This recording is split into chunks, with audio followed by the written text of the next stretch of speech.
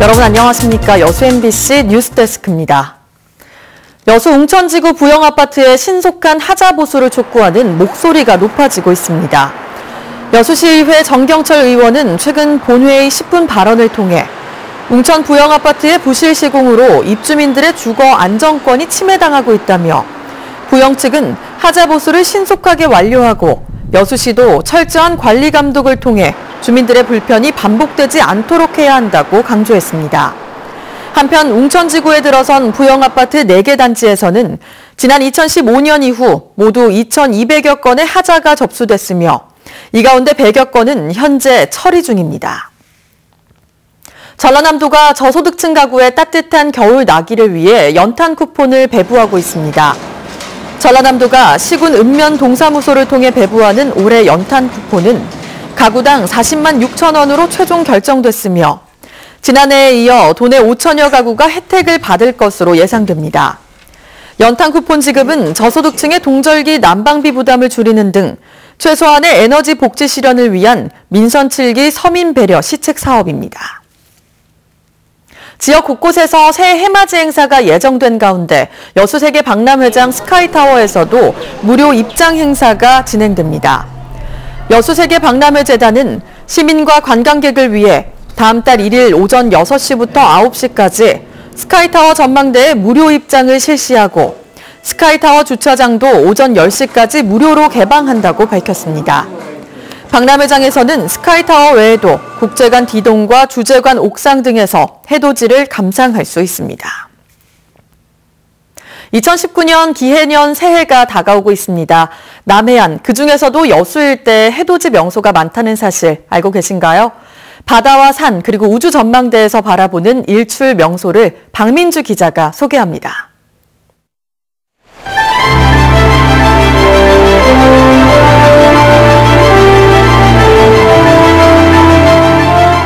전남 여수시 향이라 해를 바라본다는 이름에 걸맞게 수평선 너머에서 솟구쳐 오르는 태양은 장관입니다. 남해안의 일출 명소이자 이른바 4대 관음 기도처로 알려져 전국 각지에서 관광객들의 발길이 끊이지 않고 있습니다.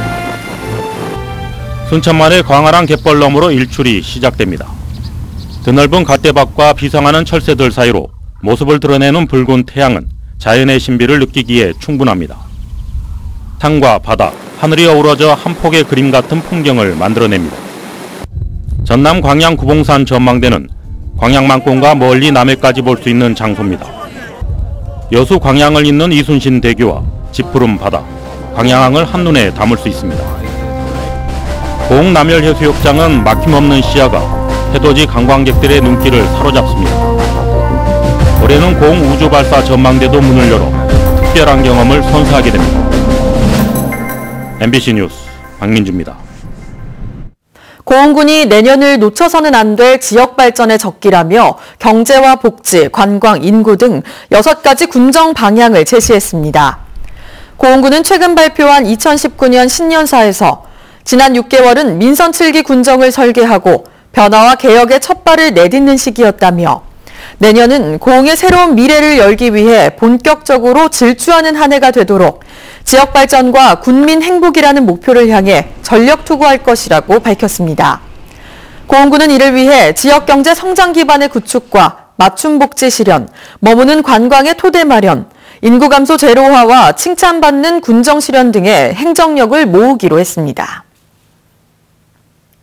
내년부터 음주운전 처벌을 강화한 윤창호법이 본격 시작되고 또 광주 초중고 모든 학년에게 무상급식의 혜택이 확대됩니다. 또 민주화 유공자와 청년들의 복지 혜택도 늘어나는데요. 내년부터 바뀌는 것들을 남궁욱 기자가 정리했습니다. 음주운전 처벌을 강화하는 윤창호법이 내년부터 본격 시행됩니다. 음주운전 사망사고의 경우 지난 18일부터 처벌이 강화됐지만 단속 기준은 내년 6월부터 강화됩니다. 면허정지 기준은 혈중 알코올 농도 0.05%에서 0.03%로, 면허 취소 기준은 0.1% 이상에서 0.08% 이상으로 변경됩니다.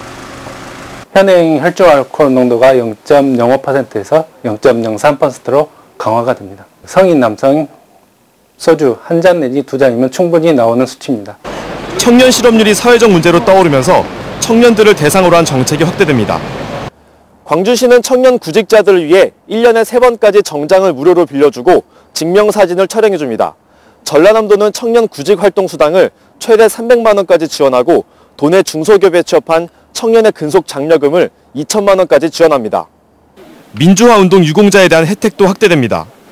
일정 소득 이하의 민주화 유공자와 유족에게 내년부터 매월 10만 원의 생활보조비를 지원하고 민주화운동 관련자가 사망할 경우 장제비 100만 원을 지급합니다.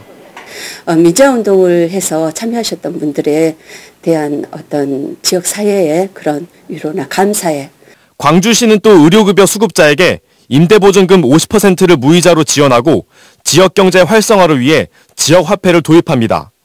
전라남도는 신혼부부와 다자녀 가정에 주택구입 대출이자를 매월 15만 원씩 지원하고 여성 농업인의 행복바우처 지원금을 연 10만 원에서 20만 원으로 확대합니다. 광주시 교육청은 초중고 학생 중 그동안 무상급식이 지원되지 않았던 고등학교 1학년 학생들에게도 내년부터 무상급식을 확대합니다.